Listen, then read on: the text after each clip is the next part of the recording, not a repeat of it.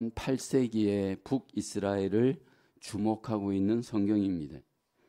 당시에 여로보암 2세가 왕이었고 주전 793년부터 753년 약 40년 동안 여로보암 2세가 북이스라엘을 통치합니다. 그 당시에 북이스라엘은 경제적으로 가장 부유하였고 정치적으로 안정을 누렸고 또 대외적으로 땅이 가장 확장되던 때였습니다. 이렇게 외적으로 번성하고 성공할 때 내적으로 영적으로는 하나님에게서 이스라엘은 멀어졌습니다. 겉으로 번영에 취해 있었던 이스라엘, 내면의 영적인 문제를 바라보지 못하는 정황이었습니다.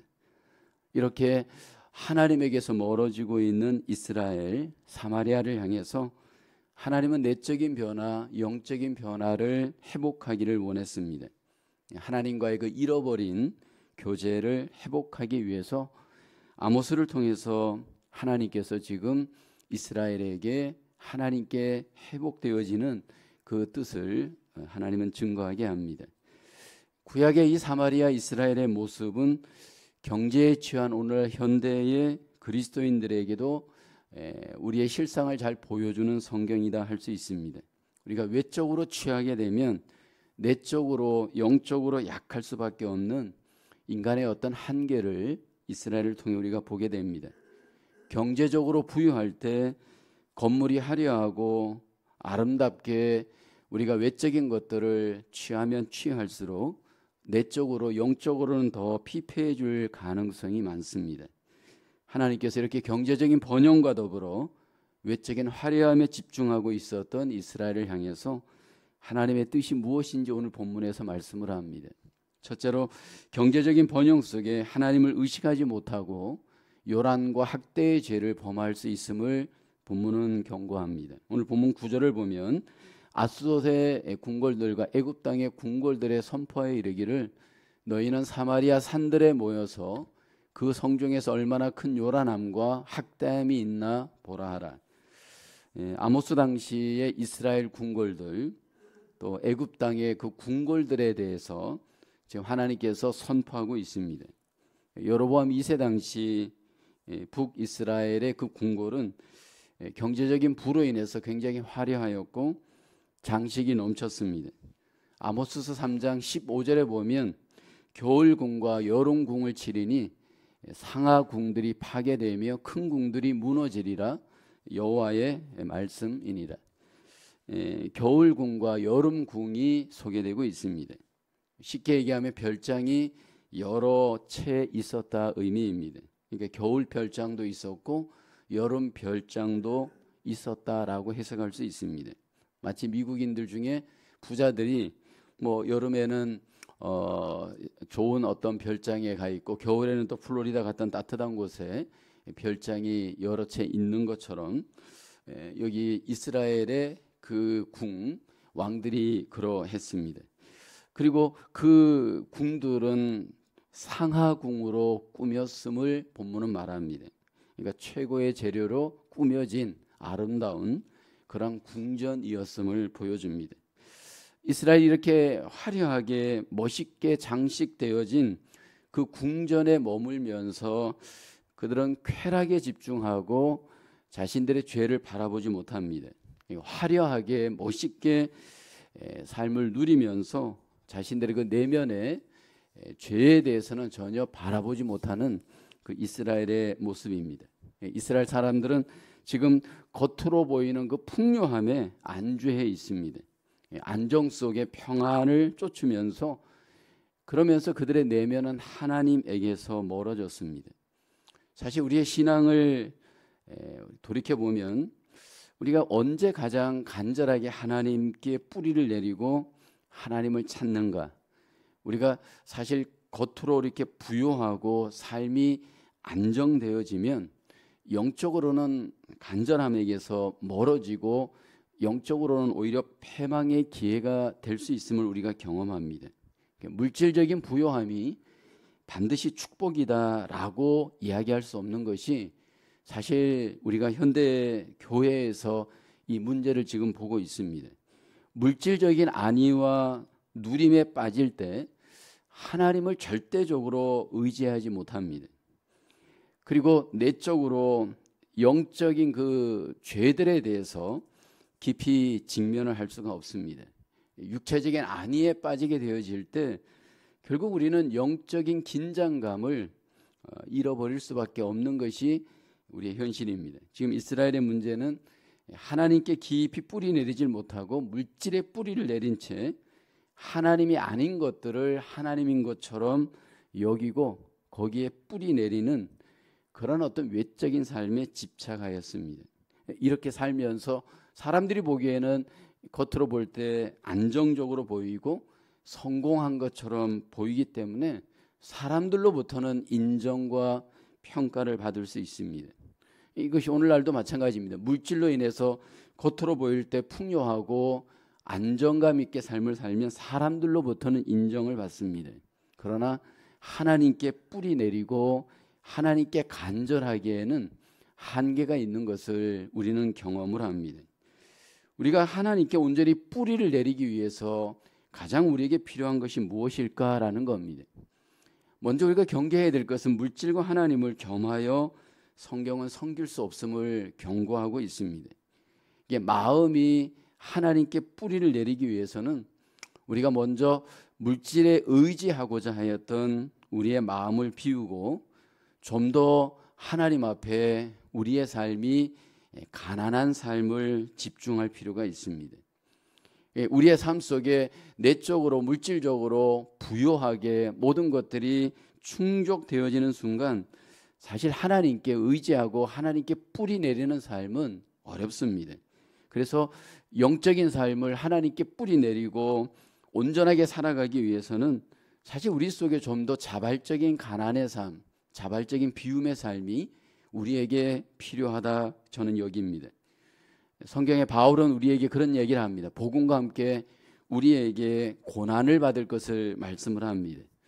왜냐하면 우리가 하나님께 뿌리 내리는 삶을 얻기 위해서는 고난 속에 하나님을 더 체험할 수 있고 복음을 더 체험할 수 있기 때문입니다. 만약 우리가 점점 외적으로 이렇게 화려한 상하궁에 머물고 화려한 궁전에 모여 이렇게 우리가 집중하는 삶은 사실 영적인 안정감, 영적인 하나님께 뿌리 내리는 삶은 힘듭니다. 하나님께 뿌리 내리는 삶을 위해서 화려함을 내려놔야 되고 좀 더 우리는 하나님 앞에 가난함을 또 여러 가지 어떤 마음의 비움이 우리에게 요구되는데 사실 이 교회 생활도 그런 부분이 참 많습니다. 대형 교회에서 우리가 화려하게 사실 어떻게 보면 보이는 것 위주로 교회 생활을 잘못하다 보면 사실 하나님께 뿌리 내리기보다는 사람에게 뿌리를 내리는 사람 중심의 잘못된 삶을 살 위험이 많이 있습니다. 저도 대형교회에서 부교육자 생활을 해보면서 느끼는 거는 사람들이 보이는 것에 외적인 것에 이렇게 집착하기 시작하면서 하나님 앞에 뿌리를 내리고 마음을 집중하는 것은 굉장히 어렵습니다. 왜냐하면 모든 것들을 이렇게 보이는 것 위주로 결과 위주로 집중을 하기 때문에 사실은 하나님 앞에 보이지 않는 하나님을 온전히 쫓고 그 하나님 앞에 마음을 두는 것은 굉장히 어려운 것을 저도 경험을 하였습니다. 북이스라엘의 이 화려하고 멋있는 이 궁, 이런 어떤 보이는 그러한 그 삶이 인간적으로 보기에는 성공한 것처럼 보이고 인간적으로 보기에는 굉장히 좋은 결과로 보입니다.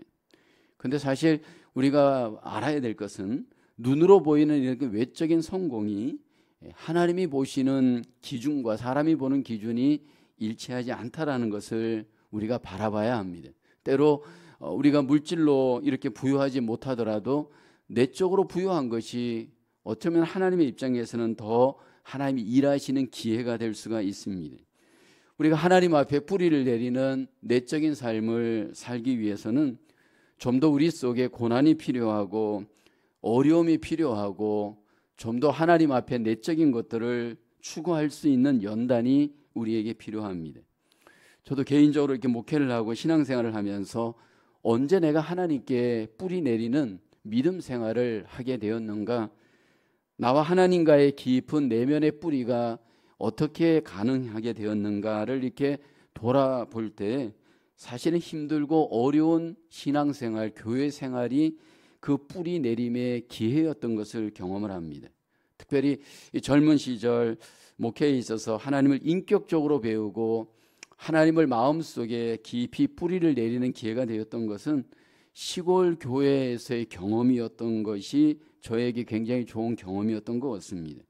왜냐하면 사실 이 시골 교회 같은 경우에는 철저히 하나님 중심이 아니고는 신앙생활 할 수가 없습니다. 왜냐하면 누가 알아주는 사람이 없습니다.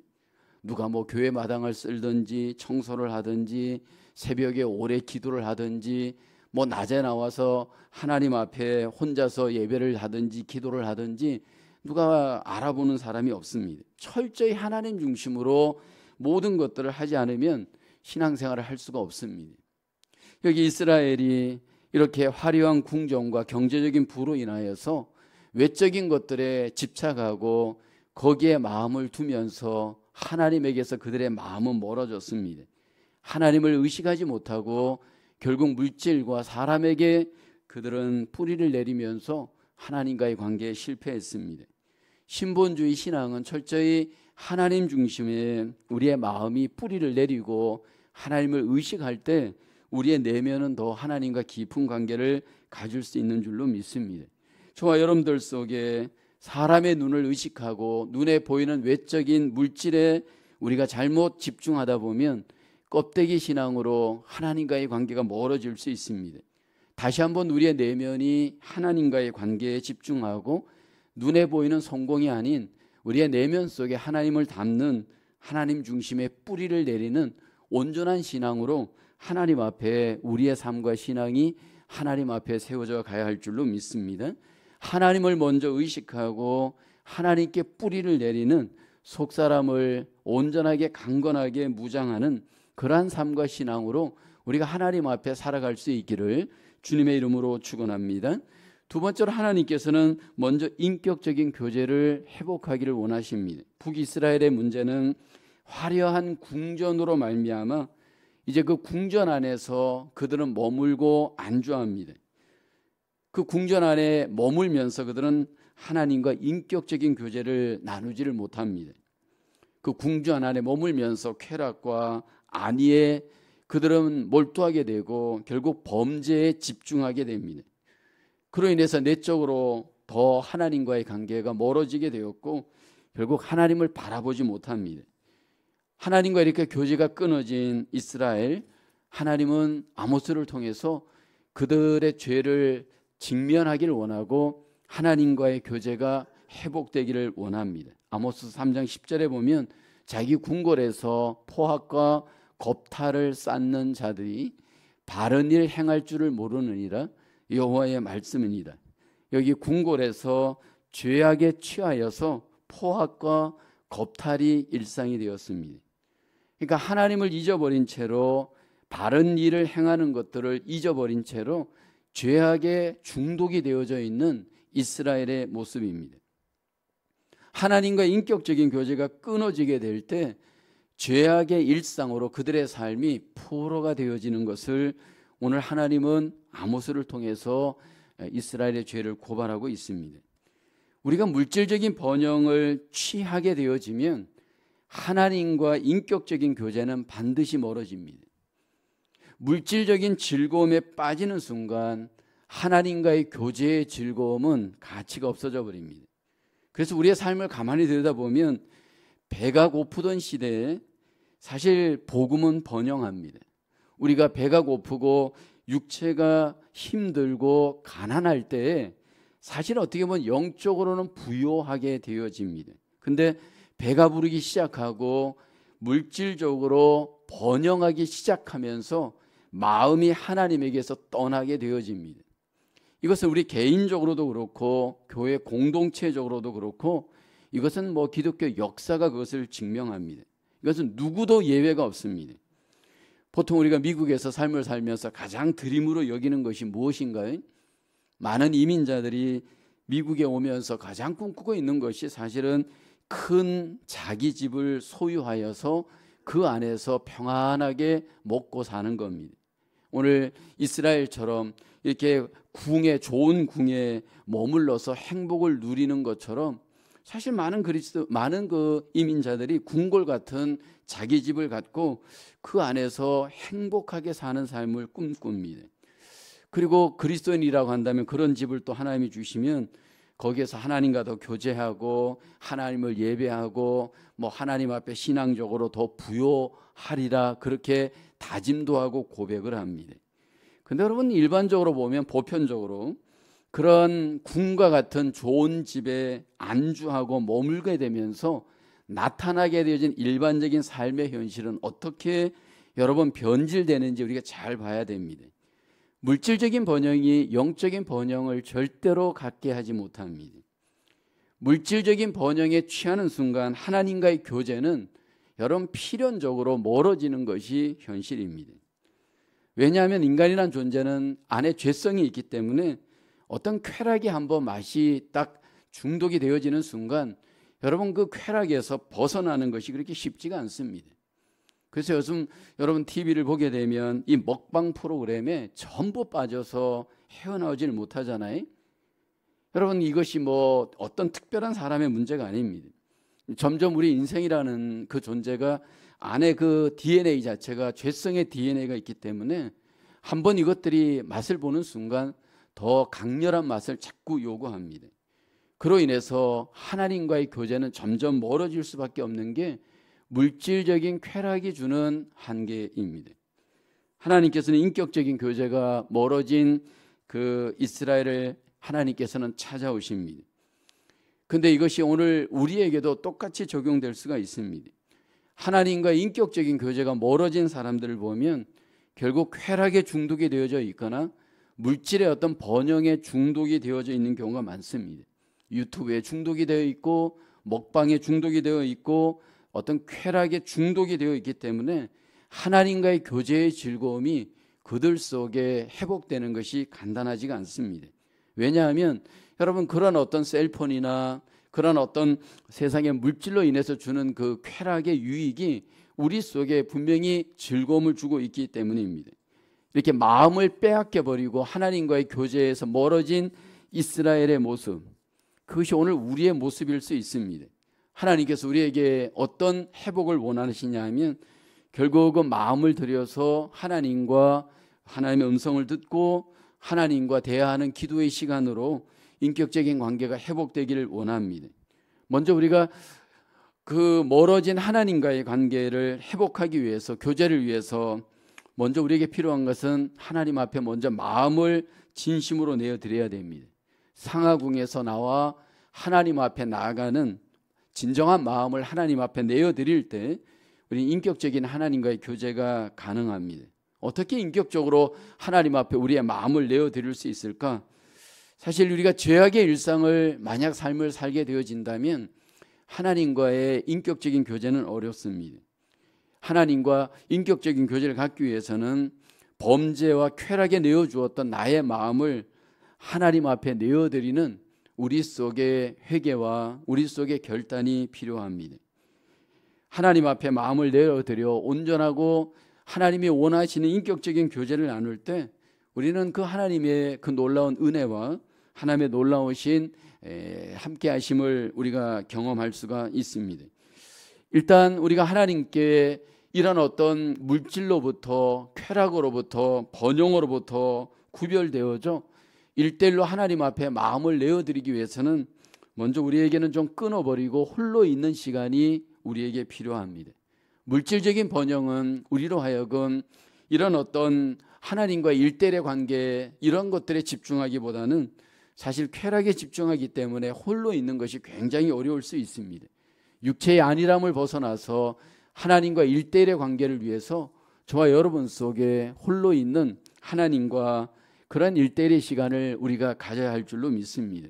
저는 개인적으로 우리가 이 물질이 번영하고 모든 어떤 이 보이는 것들이 우리를 평안하게 하는 이 시대 속에서 우리의 마음을 좀 비워서 하나님 앞에 홀로 있는 어떤 이 영성의 시간, 기도의 시간, 묵상의 시간을 우리가 가져야 할 줄로 믿습니다. 사실 우리가 새벽 기도와 같은 시간들은 굉장히 좋은 시간입니다. 내 몸이, 내 마음이 가장 하나님 앞에 교제할 수 있는 좋은 여건이 저는 이 시간이라고 생각을 합니다. 하루 종일 여러분 우리가 어떤 이 세상적인 것들과 늘 함께 우리가 어울려져 있다 보면 하나님께 집중하기가 참 어렵습니다. 시간을 구별하여서 1대1로 하나님과의 관계를 인격적으로 가질 때 결국 멀어졌던 하나님과의 관계가 회복되어질 수 있는 줄로 믿습니다. 이스라엘의 문제는 상하궁에서 그 쾌락으로 인해서, 그 만족으로 인해서 하나님과의 관계가 실패하였습니다. 저와 여러분 속에 시간을 구별하여 하나님과 1대1의 관계가 온전히 회복되어져 하나님과 나와의 관계가 새롭게 하나님 앞에 드려질 수 있는 저와 여러분 되어질 수 있기를 주님의 이름으로 축원합니다.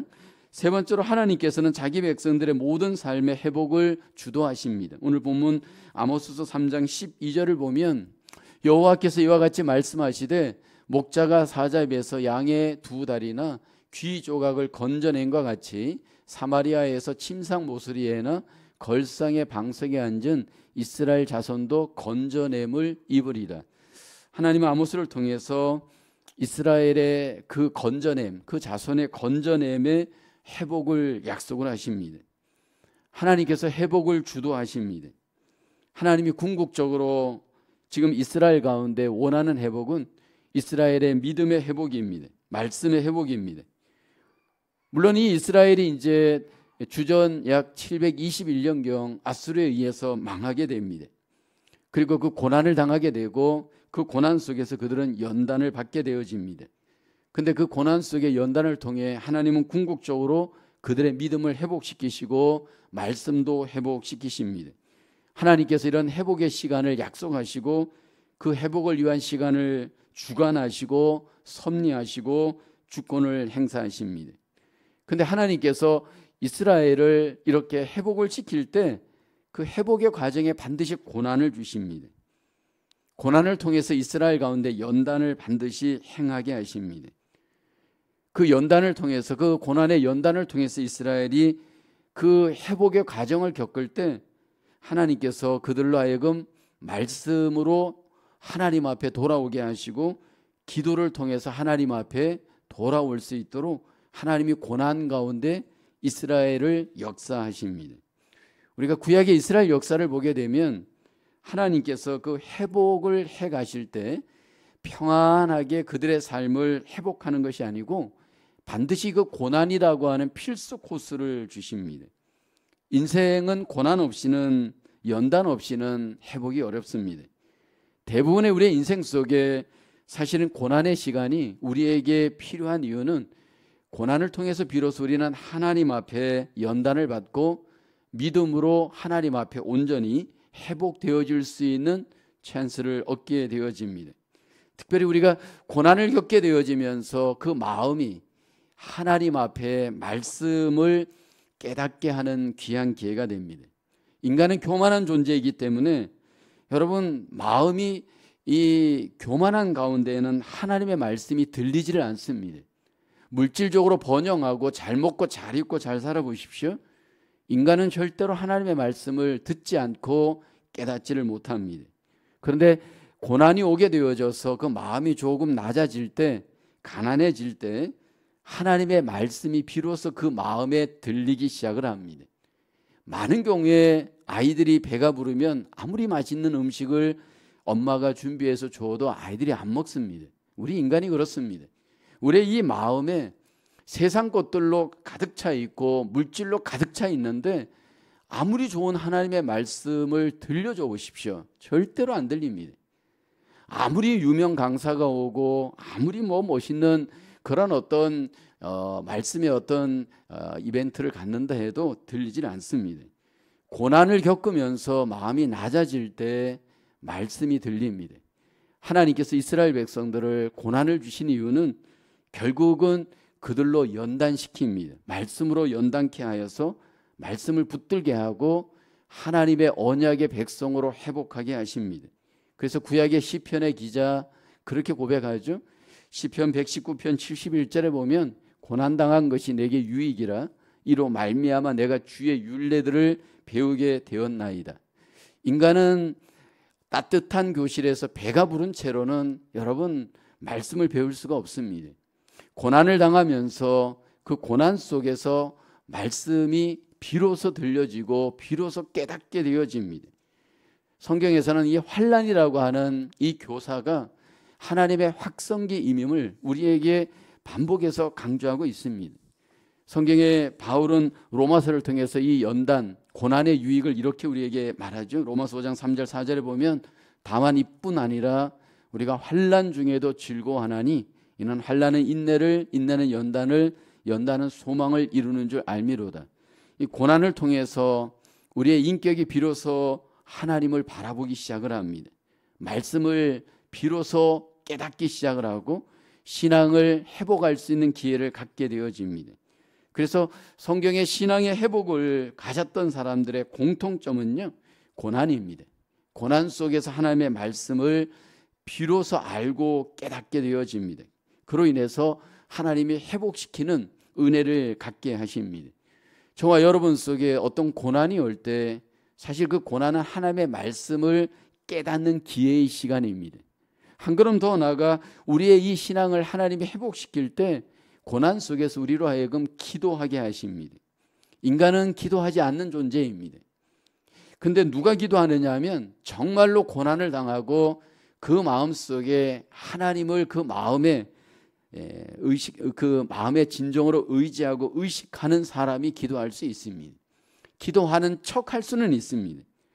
우리의 삶 속에 우리가 일상적인 기도, 예를 들어서 감사의 기도 합니다. 그런데 하나님께 깊이 뿌리를 내리는 간절한 기도는 우리가 고난을 당하지 않고는 기도하지 않습니다. 보십시오. 물질적으로 번영하고 여러분 경제가 활성화되어질 때 교회마다 기도하는 사람이 늘던가요? 그렇지 않습니다. 고난이 올 때 기도합니다. 내 삶에 간절함이 있어야 기도합니다.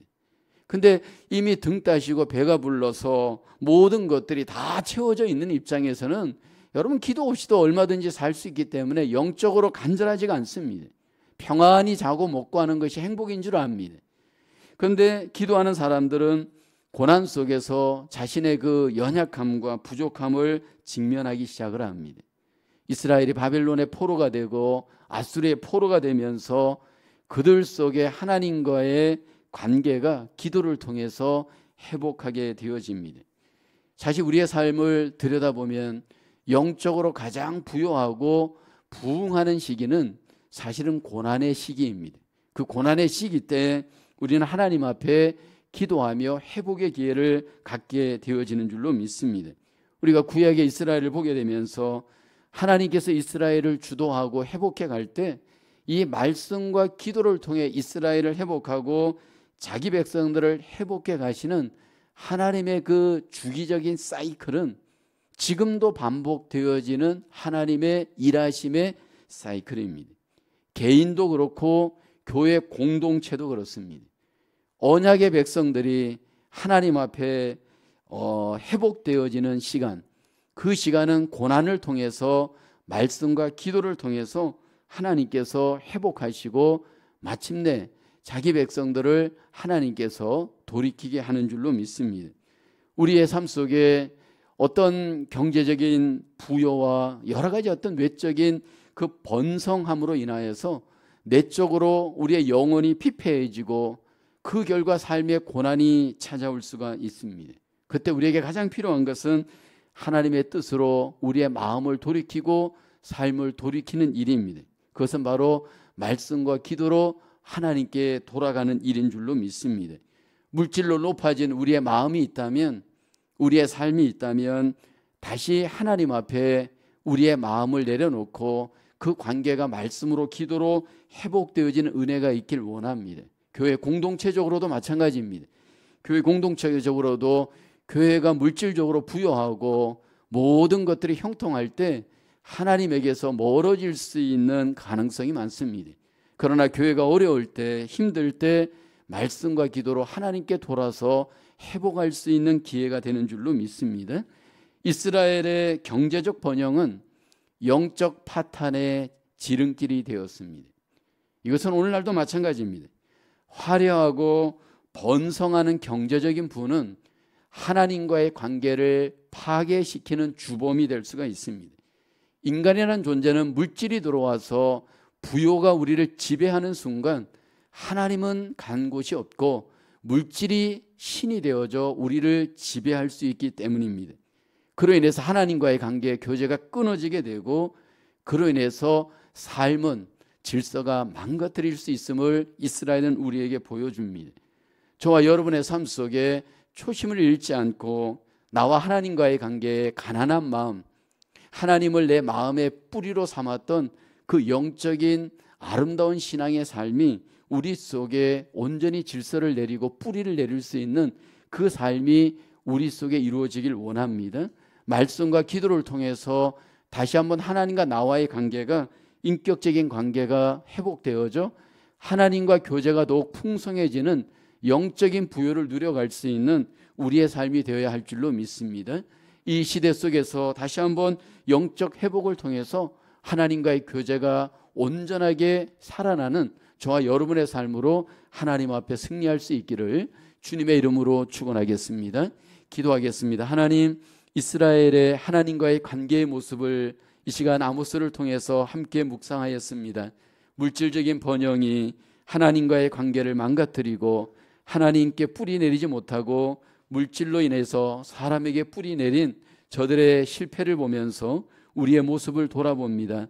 말씀과 기도로 하나님과의 관계가 더 뿌리 내리게 도와주시고 영적으로 더욱더 하나님과의 관계가 온전한 관계로 회복되어지고 풍성한 삶을 믿음으로 살아갈 수 있도록 하나님 우리를 붙잡아 주시옵소서. 또 한 주간의 삶을 살아갈 때 하나님 우리가 재물에 마음을 두지 않게 하시고 하나님께 마음을 두고 하나님께 소망을 두고 하나님과의 관계를 온전히 회복하며 영적으로도 부유해질 수 있도록 우리의 삶을 인도하여 주시옵소서. 모든 것을 주님께 의탁하옵고 감사하오며 예수님의 이름으로 기도하옵나이다. 아멘. 우리 다 함께 찬양 드리시겠습니다.